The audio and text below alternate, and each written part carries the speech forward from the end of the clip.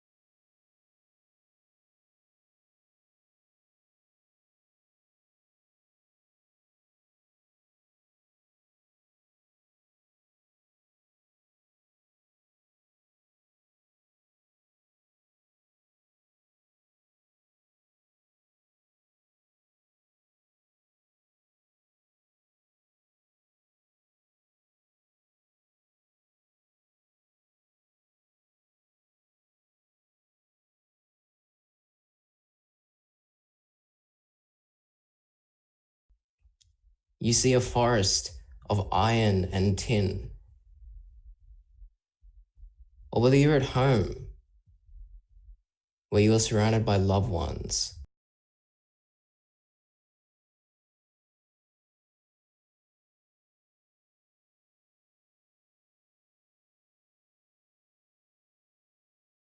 Existence is the line drawn between life and death. From the first cry, which we evoke in the hands of our mothers, to the harshness of leaving this world, and all success and failure in between, existence captures the beginning and end of human experience. But at some point in our lives, inevitably we ask ourselves one question: why do certain things happen, and why do certain things not happen? I know for myself, I used to be a student a couple of years ago, and I'd quiz myself on this. Why is it that even though I'm applying the same efforts towards the same ultimate goals, why am I sometimes successful and why am I sometimes not? Is there a way in which I can objectively understand the rules governing what I'm seeking to achieve and what results I'm receiving in my life? Indeed, for many of us, this is the beginning of a journey into the realms of deeper spirituality and philosophy at large. That was the case for me as well 10 years ago. Though we may not share a common linguistic basis, we may not all speak the language of English, we may not all be well-versed in Sanskrit, there is one language we all understand, and that is the language of experience. And we've all felt this way at some point. Why do certain things happen? Why do certain things not? Let's first derive what the concept of karma is needed for. Why is it there? How does it help us understand reality better? If we look at anything that happens in our lives, for example, me speaking today, or let's say me awakening at a certain time of day today, the probability of that happening is very closely related to the probability of me going to sleep at the right time the day before. The probability of me going to sleep the day before is closely related to the many things that I did the day before. Maybe I was at work. Depending on how busy work was, maybe I would have come home later. Maybe I would have slept later. Perhaps I got sick, got a headache, wasn't able to sleep well, so I woke up later today. So there's all these probabilities. If we look at it mathematically, there are all these probabilities chained together, which inevitably bring me to the present moment. And if we look at these probabilities, they extend to the very beginning of our lives, to the present moment. And if we multiply all of these probabilities together, we start to realize that the possibility and the probability of anything at all happening in our lives is so close to zero that it's confusing to understand how anything even happens in our lives. Is it all a matter of chance? Or is there a system? Is there a way in which we can unravel all of this? Indeed, there's many great thinkers around the world who've arrived at this very juncture and thought to themselves, how does it all work? Many of us have studied mathematics, and in mathematics, we come across the Cartesian plane, the XY plane. Famous mathematician René Descartes, as you can see his last name, Descartes, he is the man who brought the concept of Cartesian planes into existence. But he's even more respected for his contribution to the foundations of Western philosophy. When he arrived at this juncture, he thought to himself that the physical world was a predetermined machine, but our ideas and thoughts could be free and could change things in the material world based on how we act. If we now move towards the East, towards Confucius, the father of Chinese philosophy, and one of the most morally profound figures from the East, the philosophy which he spoke of was the philosophy of Tian, a naturally operating cosmic force, which is present in all human beings. And at large, it gives us a good segue into two ways of reasoning about the world: determinism and indeterminism. And if you're a student of philosophy, I'm sure you've written quite riveting essays on these two concepts. Determinism tells us that if we go to the start of the universe, there is only one way to arrive to the present. There are no forks in the road. There's only one way. Indeterminism tells us that there are forks at every road. And there are certain reasons why we pick one of these forks in the road. And so both of these paint a different picture of reality. But how do we, in sureness, arrive at what reality actually is? Is there a way for us to solve the equation of why the probability of anything happening is zero, but certain things seem to happen to us? By solving them, we can arrive at more deeper understanding of ourselves and of the universe. Thankfully, Vedic wisdom has provided an answer to this very perennial problem, which is posed by existing. The saints of the past expressed to us that there is a set of variables defined at the individual level, which guide our destinies and experience of particular realities in life. These variables are known as karma. What is karma, and why does this process exist? In thinking about karma, we can really derive it from one concept, which is at the bedrock of all spiritual thought. And that concept is energy, as well as consciousness. Energy in the modern world can even be thought of as vibes. When we go to work, some days maybe we're not feeling too good. And so the vibes we give off to the people around us, maybe they're not as positive. Some days we may be very happy. Maybe our manager comes to us and says hello, and it gives us this fresh feeling, this sense of positive energy. And these vibes, they are very real. The medium they flow through and they are perceived by is consciousness.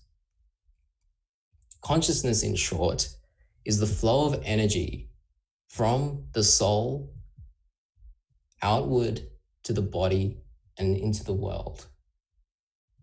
And the concept of karma is very simple if we look at it through energy.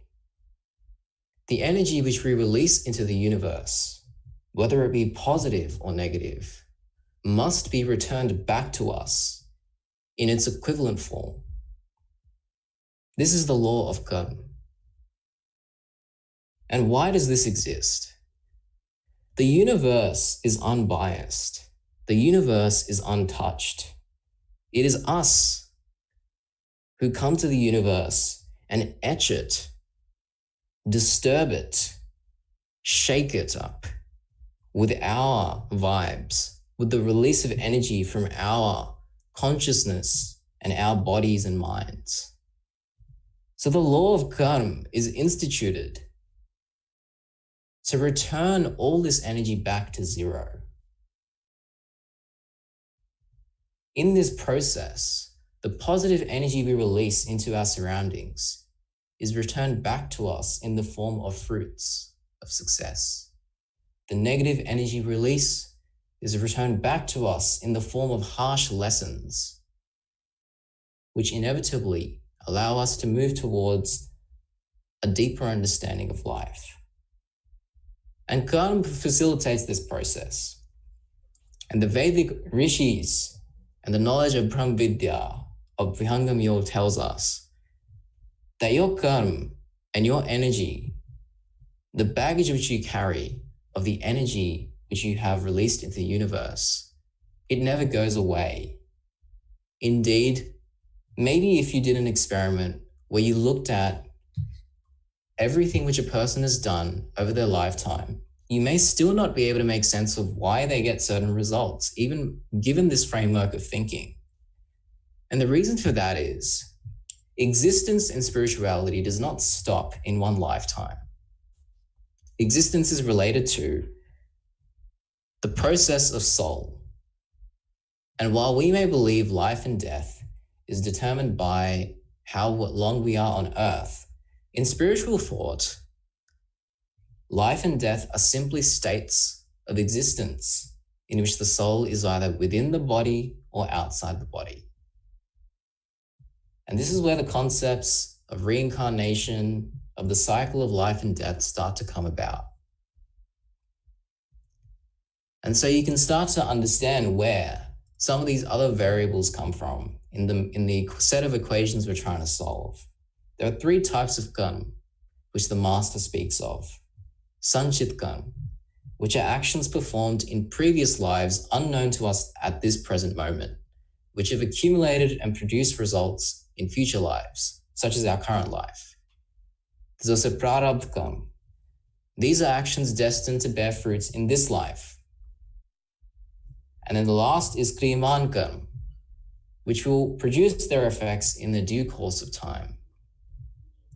So we can start to see that no matter where, in which point of time, in which point of space and time, our actions have been performed, the energy which they release must be returned back to us in an equivalent form. This is the law of the universe. So what does Vedic wisdom suggest to us?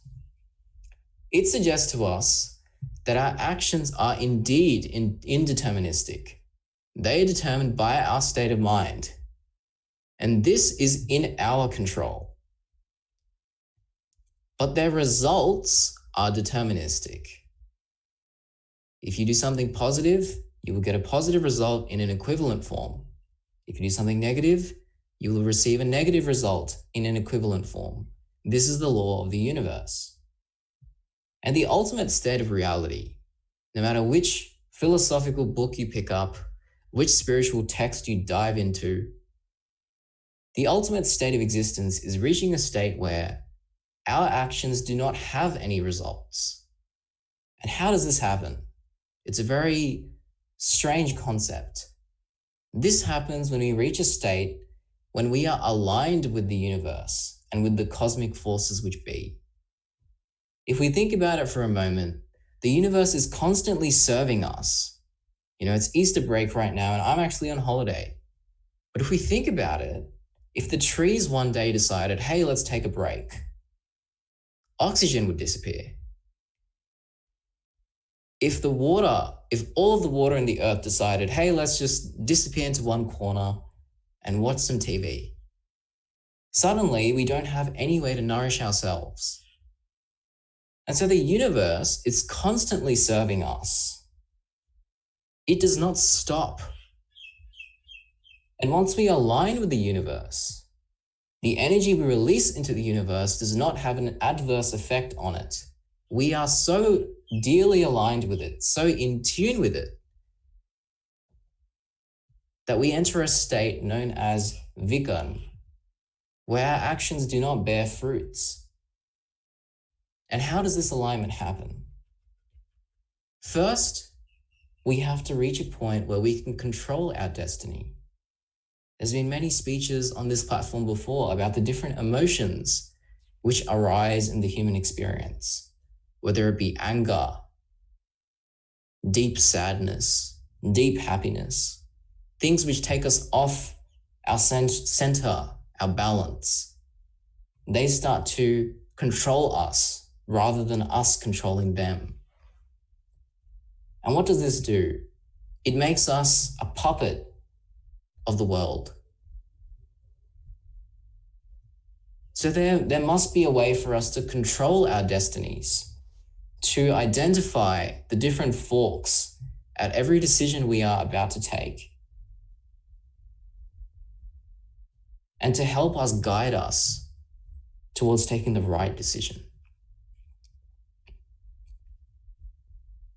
And further, as we go along, as we proceed on this process, we must propel ourselves toward an understanding of the cosmos so that we can align with the universe. This is where the rishis, the saints of past, left us with a method. They left us with a method which is testable, verifiable, reproducible, and is thus known as a science. And this is the method of meditation. What does meditation allow us to do? Meditation installs brakes in our mind, which allows us to slow down and allows us to decide and to identify when we are caught in a cycle. The cycle of karma, where we perform actions, we leave this body and then we return in order to bear the fruits of our previous actions. When will it end? It will only end when we have dealt with all the fruits we must receive, and we learn how to act without having any effects. Ultimately, we are borrowing every moment of our lives from the universe.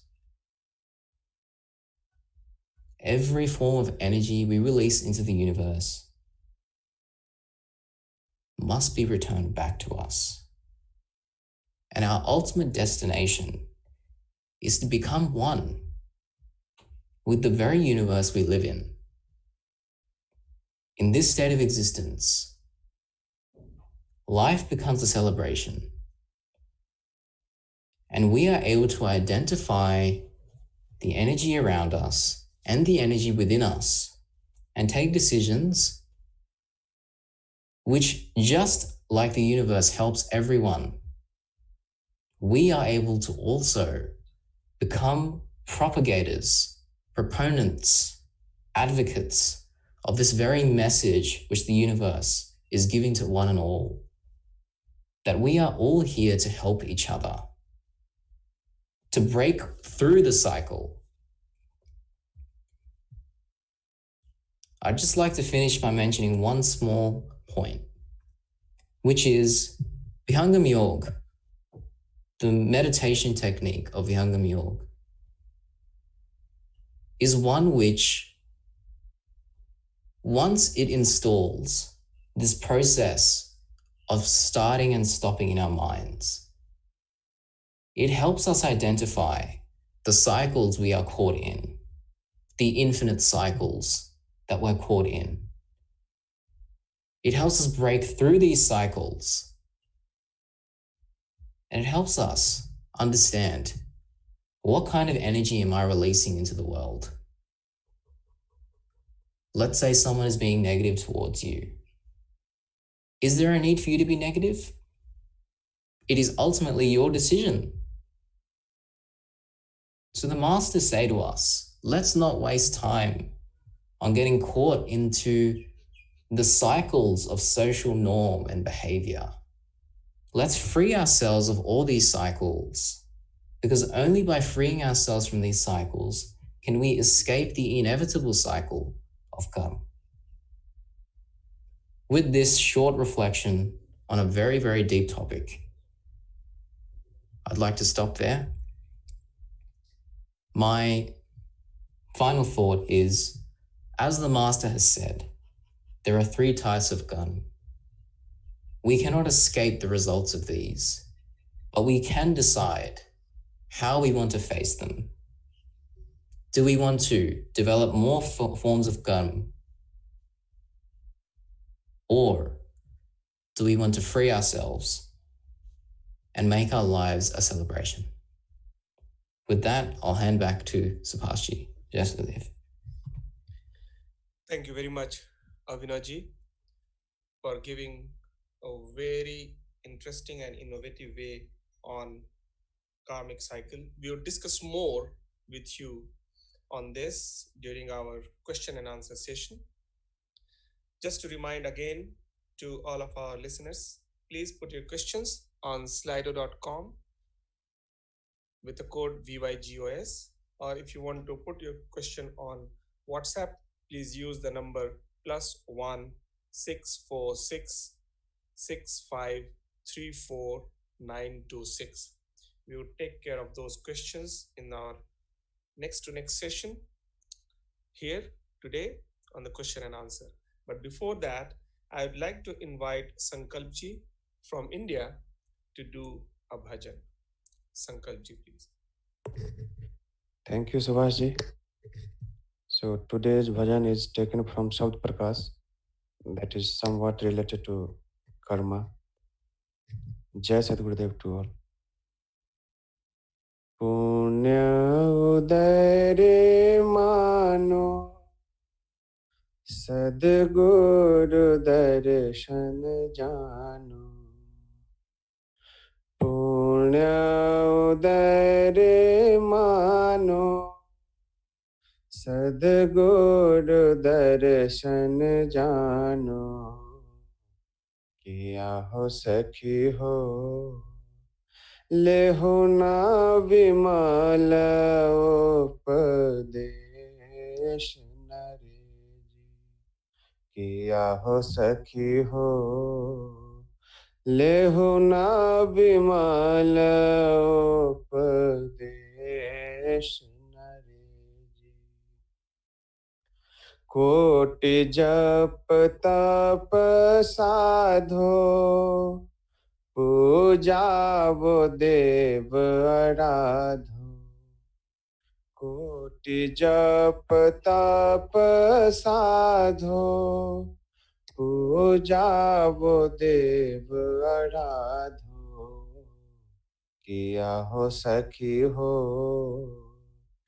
तीर्थ व्रत बहु राखहु रे जी किया हो सखी हो तीर्थ व्रत बहु राखहु रे जी धोखा ये करम रे जानो भक्ति न मुक्ति रे मानो धोखा ये करम रे जानो भक्ति न मुक्ति रे मानो किया हो सखी हो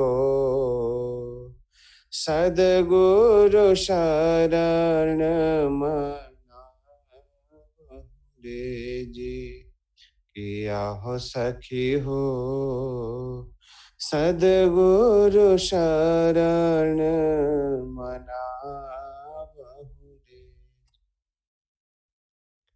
सदा फल सद्गुरु स्वामी भेद दे अंतरयामी सदा फल सद्गुरु स्वामी भेद दे अंतरयामी किया हो सखी हो परम पुरुष को मिला किया हो सखी हो परम पुरुष को मिला रे पुण्य उदय मानो सद्गुरु दर्शन जानो किया हो सखी हो लेहुना विमल उपदेश नरे जी किया हो सखी हो लेहुना विमल उपदेश नरे जी सदगुरुदेव की जय over to you Subhash ji Thank you very much, Sankalp ji. In this bhajan, the prayer has been done to the Almighty God and mentioned that all of our karmas and all of our deeds and actions should fold towards achieving the Supreme Soul. What should we do so that we can move towards the Supreme Soul? Now, in our next section, I would like to invite here Sri Raghavendra ji, who is Chief Knowledge Officer in IPPA, based in India right now. IPPA is Independent Power Production Association of India. And we have heard Raghavendra ji earlier on this forum. Welcome, Raghavendra ji, to today's question and answer session. We will have Raghavendra ji as well as Abhinav ji to have discussion on the questions. I can see some of the questions in slido.com. And in fact, Raghavendra ji, I will start the first question to you. We all heard just Abhinav ji, where he has explained the karmic law and the cycle in a very mathematical and calculative way as well. He related everything with the cosmic energy and the energy which soul generates at all different times. On the basis of that, he explained a little bit about the three different types of karmas, the kriyaman, sanchit, and prarabdha karma. With this, the positive and negative karma and fruits also comes. So I'm trying to relate this thing from one of the question which one of the listener has asked. How do I live my life without worrying about which karmas are affecting me? So from here, what I understand is he definitely is aware about the karma, but he's trying to understand and ask here whether he should be worried or not worried about what karma he has done. Rangoji, if you can throw some lights on this. Thank you, Subhashi.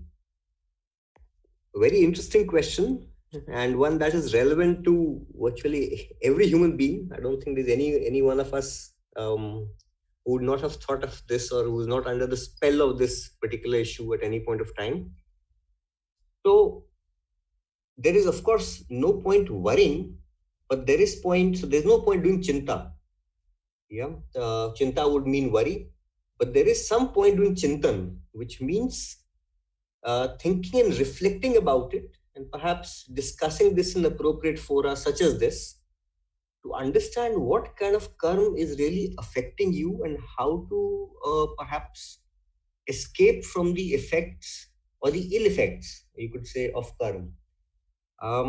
So there is the base that we'll use for the answer for this is, one is theoretical, one is which we can all relate to because there's a lot of literature on this, in various publications.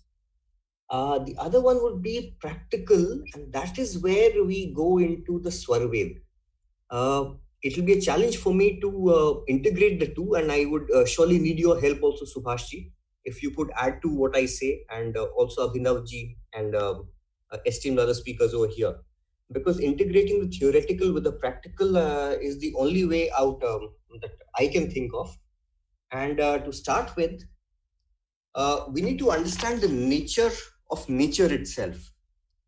So in the Swarved, Sri Swami Sadafal Devji Maharaj says, Jat parivartanshil hai, maya karaj soe. This is the 4th canto, 6th chapter, verse 6. So it's 4 by 6 by 6. Jat parivartanshil hai, maya karaj soe, क्षण वियोग क्षण योग है, जन्म मरण दुख होए. So what Swamiji is saying here is that this entire base nature that you see. So everything other than the Atma that you have within you is all spun out of Maya. And Maya itself, the great delusion that we are in, you can call that Maya, is ever changing. Nature itself, therefore, is ever changing. So whatever target we were aiming for yesterday, or whatever we were aiming for even a few seconds back, that target has moved. So our metrics for estimating how to achieve a goal would also have differed slightly. Whether we know of it or are conscious of it or not is a different thing. So whenever we are there to hit a moving target, which means even getting up in the morning every day is not a constant ritual if you actually look at it. Just as Abhinavji said, it depends, it's a function of what you did the day before, which itself is a function of what you did the day before that. So there's so many variables, and each of these variables keep changing. So each time that you want to get up at say 4 a.m. in the morning, you want to do meditation or you want to do exercise, whatever you want to do in the morning, each time you want to do that, there are a different set of variables affecting that. And you have to be mindful of that to make sure that you are able to achieve that goal. A, to achieve that goal, and B, you may achieve that goal. You may do sadhana. You may get up in the morning and feel very good that you've done your sadhana and everything. But even there, you are attached to the bondage that is produced by karma. Because as long as you're doing karma, there is bondage. There is the bondage of ego, which binds you to Maya. It binds the Atma, the conscious entity, to the Jad, Prakriti. And to get out of this bondage, you need to do a karma that is not related to the three gunas that we talk about. Three gunas are the base natures of Prakriti, which are tamas, which means laziness or regression in some way. There is the rajasvagun, that is rajogun, which means things related to the normal aspects of nature. For example, enjoying comforts, not being lazy, not being egoistic apparently, but enjoying normal comforts of life, just the way like you and I do. And the sattvic gun, which means that you're doing something, you're going to the temple, you're going to the church, you're going to the mosque, you're praying, but your mind is just like nature, it is ever changing. So while you're doing this action, your mind is somewhere else. Then you bring it back under control, you read the scripture, again the mind goes somewhere else. So the output that you're actually getting is actually also in a state of flux. And it is not allowing you to reach a goal of maybe mental peace or escaping from the bondage of karma. Because your mind itself was not stable at any point of time. Like nature itself, it was constantly moving. The only way to do that, Swamiji says in the Swarved, he distinguishes between two kinds of vairagyas. Vairagya means detachment. So you have to grow detached from this entire material world. But there are two kinds of detachment. The kind of detachment that we discuss normally in various religious discourses, spiritual discourses, is external vairagya. And Swamiji clearly mentions that in verse 32 of 4/6 in the Swarved. So if we want to move from external vairagya, where we feel that we are detached, we can go to the Himalayas, we can go to the jungles, we can close ourselves in a room for hours at a stretch, but the mind is still with us. It is keeping us linked, and it is also keeping us in a state of flux. Therefore, from external vairagya, we need to move to internal vairagya, which is called parvairagya, wherein the soul is detached from the trigunas of Sat, Rajas, and Tamas, all three of them. And that is actually a practical journey. To do that, you need to start off with the first stage of Brahm Vidya Vihangam Yoga, where you control the mind and ensure its flux reduces first. So this is something that a lot of listeners would be familiar with. Anyone who's done this for maybe even a year at a stretch, maybe even 6 months at a stretch, you would have made the difference. Going on, how this journey plays out, where we are able to distinguish what kind of karma are affecting us, where we can see ourselves from a second party perspective. Yes, we can distinguish what is happening to us because we are able to detach ourselves internally. Then we will know what kind of karma is affecting us. We will also gain insight of what kind of prarabdha and what kind of sanchit karma zone we are operating from. Prarabdha is a difficult concept, but as we gain consciousness, we can understand how it really affects us. Therefore, this journey needs to be undertaken, and it can be only undertaken under the guidance of the Sadguru. Over to you, Subhashi. Thank you very much, Raghavendraji. In Swarved, Swamiji has mentioned at one place, Brahma Vidya Chinagi Udi Lagi Karma Ghar Aag Karma Vasana Jari Gai Chetan Chetan Jag.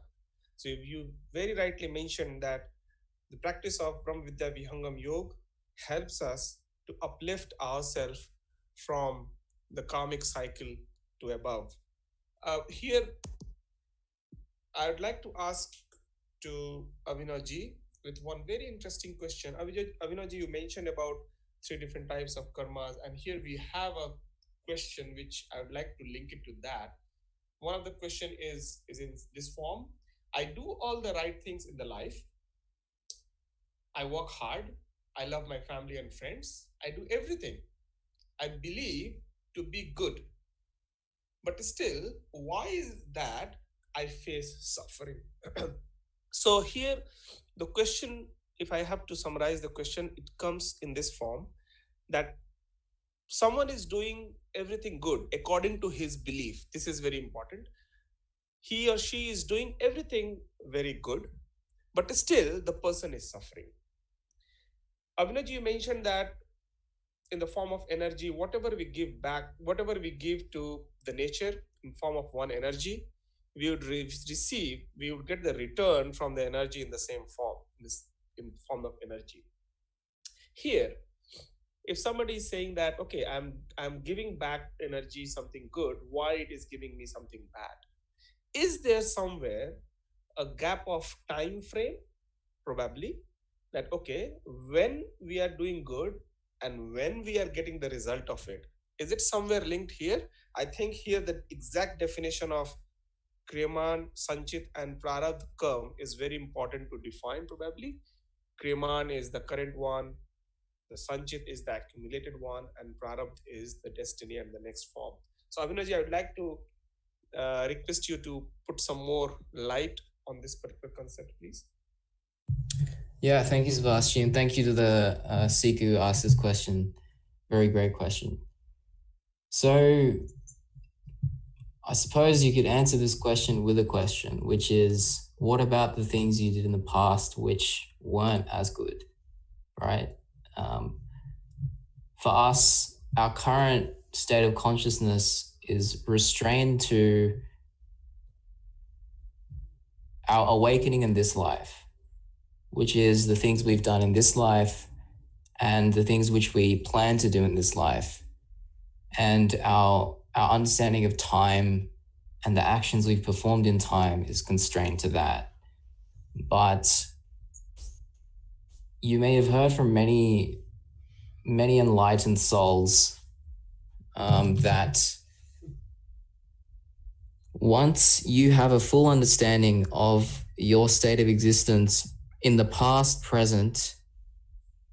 and present, then everything seems to make sense. And the reason for that is that no matter what we are going through, the universe is not making us go through that. We are making ourselves go through that. And that is the key thing here, that there's also a very optimistic message here, that if we're capable of, say, releasing 3 joules of negative energy into the universe, we're also capable of receiving it back. We're also capable of receiving back the positive energy we put out there. So there is an optimistic message here that, look, even if you are suffering, you are capable of facing this suffering. You are capable of getting through this suffering. Because if you can generate this suffering in the world, then of course you're capable of dealing with it. And of course, it's hard to reason through these things because, if you're doing good things now, why should the past matter? The reason it matters is because although you're going through a state of change, you're still coming back to the same cosmic cycle, the same world. And the results you have, the energy you have left, the energy you have expressed into the world is still there. It has to come back to you. And so the best way to get through this, in my understanding, is to first of all align with the great explanation Raghavji gave about how to think through these things practically, but also to remember that the good things you do will not be forgotten, but also the bad things you do will not be forgotten. So you want to minimize the bad and maximize the good. You especially want to maximize the good in moments of bad, because in moments of bad, we're very receptible towards becoming negative in the way we think or act. So just to quickly wrap that answer up, I'd say the best way to think through that is there's 3 types of karma, yes, as Subhashji very well explained very well before this question. But we are capable of dealing with all this energy because we are producing it. So that's all I'd mention on that. Okay, thank you very much, Abhinavji. I think this topic itself is so vast that we probably need to have more and more session on this karma and law of karma, and I'm sure we would have more and more sessions in future on karma. Raghavji, I would ask you one more question quickly, probably in just 1 or 2 minutes you can answer that.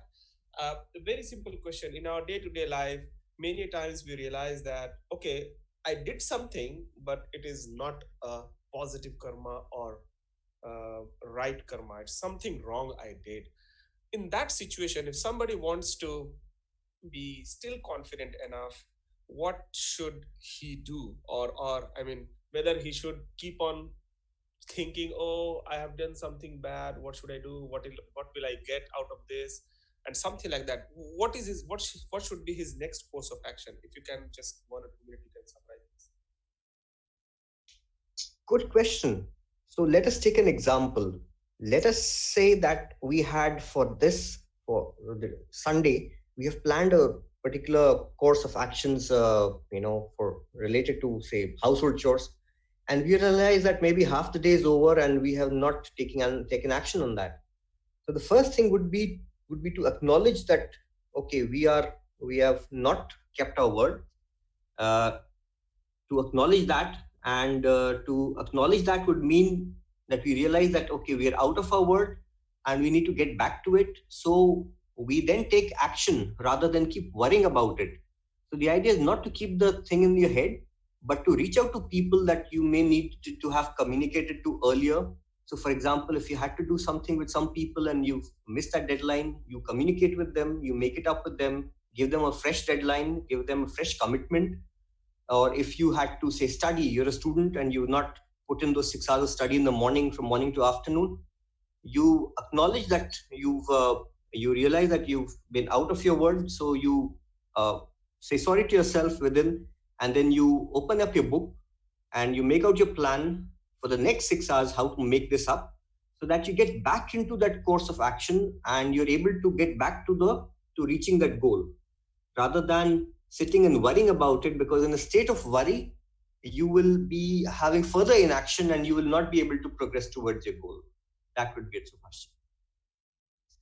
Thank you very much, Raghavji, for your quick answer. And at this point, I'd like to thank you once again to Abhinavji and Raghavendraji for joining us in this particular interesting topic, Karmic Cycle. Now we are at an edge of closing this particular session. Before that, we would do quick Shanti part, and then I'll quickly summarize this. Let's hear the Shanti part. विराग त्याग की शांति हो, उदासीनता शांति, सेवा जित शिष्य शांति हो, सत्य शांति हो शांति। हे प्रभु शांति स्वरूप हो, शांति शांतिमय शांति, शांति शांति जन शांति हो, पूर्ण शांतिमय शांति। हे प्रभु शांति प्रदान कर, दूर हो सर्व अशांति। देव सदा फल शांति में, शांति शांति सुख शांति। हे प्रभु शांति प्रदान कर, दूर हो सर्व अशांति। देव सदा फल शांति में, शांति शांति सुख शांति। Once again, I would like to thank you, Shekhar ji, Sankalp ji, Abhinav ji, and Raghavendra ji for joining us today. Just to remind everyone, today's session on karma and karmic cycle was to prepare the base to continue our further sessions on this particular topic. Stay tuned for our future topics to listen more on karma. Just to quickly summarize what we heard today, I have noted down a few of the things. One of the most interesting thing which I remember from what Abhinav ji mentioned, the energy which we release on our day-to-day basis to this universe, it returns to us in the same form. So ultimately, what I can see from here is whatever is happening with us, we ourselves are responsible for that. We cannot put the responsibility on someone else. It's us who is responsible to whatever is happening to us. Ultimately, there are different ways. In fact, there is only one way to come out from this karmic cycle, which Raghavendra ji mentioned, and Abhinav ji also mentioned that let us free ourselves from all the cycle, from all the bondage, and definitely Vihangam Yoga, Brahma Vidya Vihangam Yoga helps us. Sadhguru helps us. That's what his prime work is, to help us to come out from this life and death cycle, the cycle of karma. We would hear again more and more on this. Till then, have a very nice day ahead and hope to meet you again through this platform. Thank you very much for joining us today. Jai Sadhgurudev.